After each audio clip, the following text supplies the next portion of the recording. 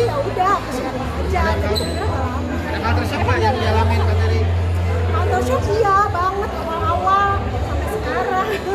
Tapi ya aku apa namanya itu kan konsekuensi menikah, hidup di sana, ya harus dijalankan. Mau kerja dimanapun, siapapun kerja dimanapun kalian ini semua pasti ada namanya protes kan, ada rasa pengen berhenti, pengen pindah dan lain-lain gitu kan, apapun kerjaannya. Apalagi aku yang kerja di negara orang, minoritas, rasisme di sana sangat tinggi, ada banyak deh yang perempuan, kerjaan-kerjaan yang mostly laki-laki gitu. Jadi tingkat beratnya memang berlipat-lipat sih. Ya, yang bisa aku lakukan itu setelah strategi apa segala macam ya udah sampai sekarang alhamdulillah masih bisa dijalankan. Kenapa putusnya jadi kurir teh? Kenapa kurir? Karena itu yang bisa satu tadi kalau bilang kan aku keterbatasan, aku nggak ada surat gitu dan itu tuh lebih mudah sistemnya. Terus yang kedua, apa ada peraturan yang harus tetap diikuti sih. Yang kedua nggak bagi waktu. Kalau di sini mah kalau wanita kerja di rumah mah ada yang jaga, ada yang ngurusin, ada mbak, ada ART. Kalau di sana kan enggak ada mbak, nggak ada ART lah ibaratnya. Jadi aku nyari kerjaan yang aku bisa bagi, bosan suami dulu, bersihin rumah, masak apa segala macam, baru aku setelah selesai semua kerja. Jadi emang bisa dibagi waktunya ke teman-teman kayak ojek online deh gitu. Kan bisa bagi waktunya kan kita yang ngatur semuanya kan. Dan aku pikir aku strategi gitu biar bisa jalan semuanya. Suami nggak ngelarang teh sebelumnya? Apa gimana sih? Lebih nyuruh itu kata yang agak keras, mungkin lebih mensupport support gitu, karena memang kondisinya kalau tinggal di sana emang harus double income satu. Terus suami istri harus kerja, anak 14 tahun aja udah harus kerja, jadi emang kita semua harus kerja di sana, nggak bisa diem aja. Kalau di sini UMR masih bisa hidup suami istri dan anak, kalau di sana nggak bisa. Jadi emang harus kerja semuanya gitu untuk kelangsungan hidup. Kalau penghasilannya sebulan berapa Kak dari penghasilan kurir itu? Sama lah kayak teman-teman ojek online, tergantung berapa lama kita di jalan. Jadi kalau kayak aku minimal aku usahakan 5 jam per hari gitu. Ya, per jamnya targetnya sekitar $20 hitung aja.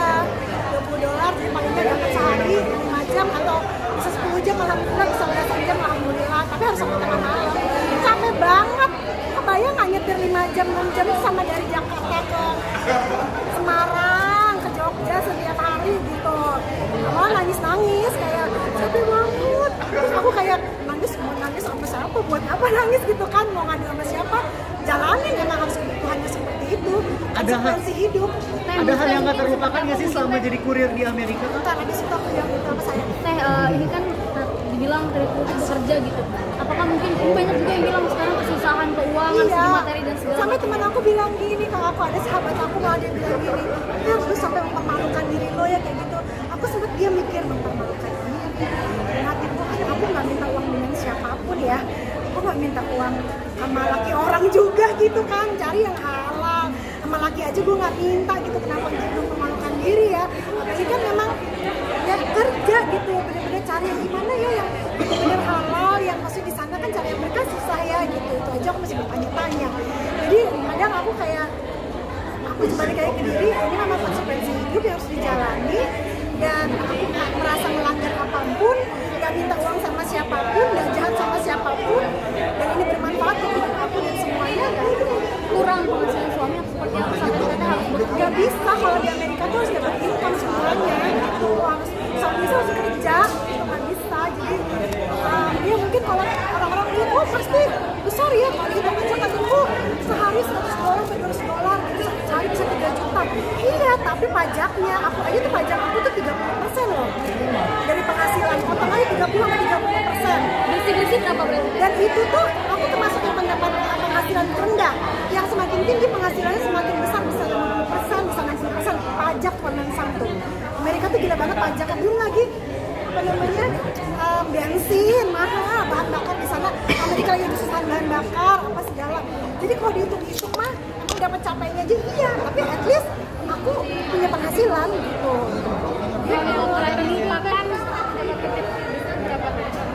Kita tuh sama lah kayak tukang ojek online, kita tuh hidupnya kayak dari tips. Tipsnya ada yang sampai $50 sekali ngasih, karena mereka ngeliat aku perempuan dan banyak juga karena ngeliat aku berhijab.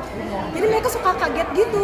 Aku kan kecil ya badannya, ini pakai baju tinggi aja di besar, aku kecil banget segini. Terus mereka kayak bohong makanan apa segala macam dan nggak pernah katanya bule kan di sana manja-manja ya, nggak mau kerja, yang pekerja keras tuh orang Asia, terutama orang Indonesia aja. Kalau di Amerika itu terkenal banget orang Indonesia pasti mau kerja keras, mau kerja lembur, mau kerja kayak gitulah pekerjaan kasar-kasar yang susah orang Indonesia.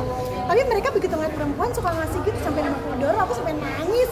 Kadang aku dikasih $5 aja aku nangis loh, maksudnya kayak Seberarti itu ya. nggak kebayang nggak sih kayak berharganya gitu ya. Mereka kasih tip kan kadang-kadang di aplikasi. Aduh, gue tuh aja kalian banget ya Bu. Di aplikasi dikasih tip tuh udah gitu kerasa. Cuman kayak dikasih I give you ini this is for you gitu buat $5.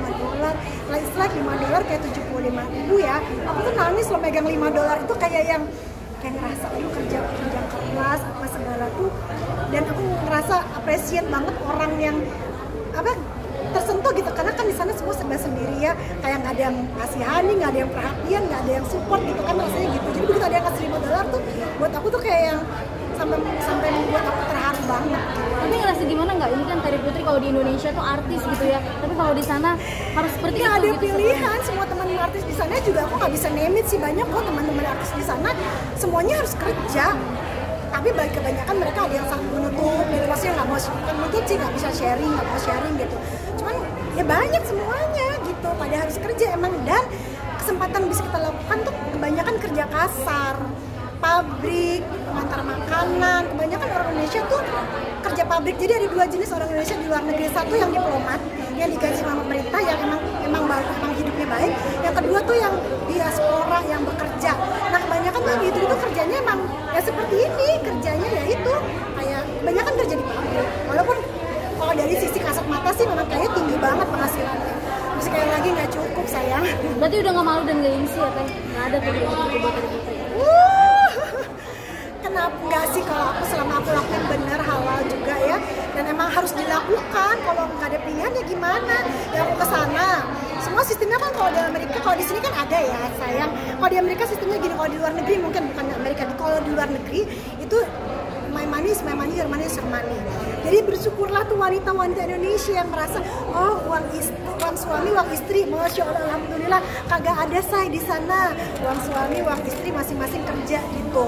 Jadi ya udah, aku mah ngikutin aja. Tapi kan ada hal aku harus bertahan hidup kan, kayak aku di sini masih punya rumah, masih punya usaha, ada tim yang digaji apa segala macem gitu. Jadi harus dijalani. Pengen balik aja nggak sih ke Indonesia gitu? Tidak menyenangkan gitu sama jadi kurir. Iya pastilah, mau kerjaan apa juga nggak cuma sebagai kurir. Jadi kayak ya aku dengan intensi sejak ini kan, apalagi sekarang agak panas di sana.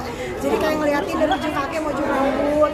Terus ya tadi aku bilang modal aku cuma senyum dan berbuat baik. Kalaupun setelah itu aku nangis ya udah, terus yang penting mereka ngeliat aku tuh tetap baik. Terus udah gitu ya dikejar anjing. Terus udah gitu malam-malam ya kayak gimana sih, kalau di sini mah orang tuh teras semua di lampu, kalau malam di sana mah nggak ada lampu jadi gelap semuanya ya gitu. Jadi aku cuma zikir aja kadang-kadang, tuh kayak takut setan, kayaknya setan Indonesia lebih serem daripada setan di sini kan gitu kan. Jadi ya udah nyenangin diri dengan cara gitu aja lah. Sebenarnya ini adalah seni bertahan hidup gitu, jadi di jalan. Pengen pulang aja nggak sih ke Indonesia? Ini pulang sekarang. Maksudnya udah di Indonesia aja kayak lebih enak. Ya itu salah satu pilihan sih. Maksudnya kayak aku bilang sama suamiku, boleh nggak aku nunggu di sini aja sampai dia pulang. Itu salah satu pilihan-pilihan dalam kehidupan sekarang yang sampai sekarang kita masih belum memutuskan. Oke, siap. Terima kasih. Terima kasih. Pak, sorry ya.